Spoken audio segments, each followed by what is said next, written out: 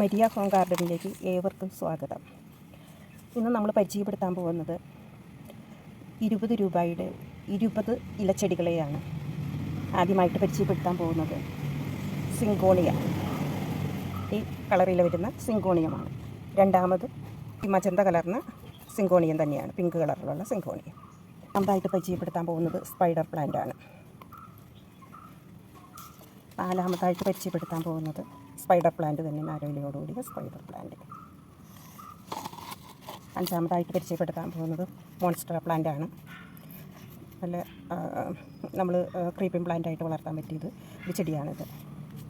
Border grass ആണ്.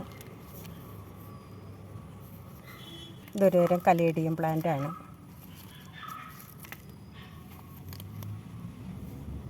അടുത്തതായിട്ട് നല്ല വെട്ടി നിർത്തിയ, കട്ട് ചെയ്ത് ശരിക്കും ഭംഗിയായിട്ട് നിർത്തിയ നല്ലൊരു ഭംഗിയുള്ളൊരു ചെടിയാണ്. ഇത് ബോർഡറായിട്ടും ഉപയോഗിക്കുക.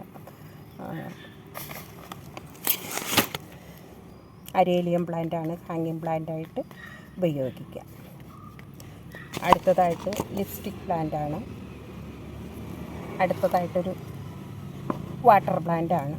നല്ല ബുഷിയായിട്ട് നന്നായിട്ട് നിൽക്കുന്ന നല്ല ഭംഗിയുള്ളൊരു ചെടിയാണിത്.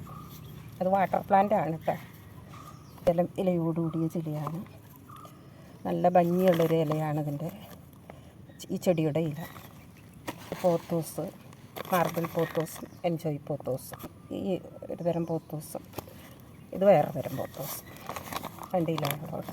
അടുത്തതായിട്ട് ഫിലോഡെൻഡ്രോൺ ആണ്. ഇതാണ് ഫിലോഡെൻഡ്രോൻ്റെ സൈസ് വരുന്നത്. അടുത്തതായിട്ട് വേറൊരു ഹാങ്ങിങ് പ്ലാന്റായിട്ട് ഇടാൻ പറ്റുന്നൊരു ചെടിയാണ്.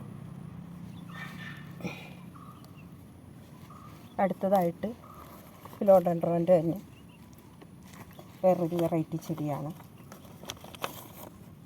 ഇതാണ് വേറൊരു നല്ല ബുഷിയായിട്ട് വളർത്താൻ പറ്റിയൊരു ചെടി തന്നെയാണത്. ആയിട്ട് പരിചയപ്പെടുത്താൻ പോകുന്നത് അഗ്ലോണിമയുടെ വേറൊരു വെറൈറ്റിയാണ്. പെപ്രോമിയയുടെ ഹാങ്ങിങ് ആയിട്ടിടാൻ പറ്റിയ ചെടിയാണ്.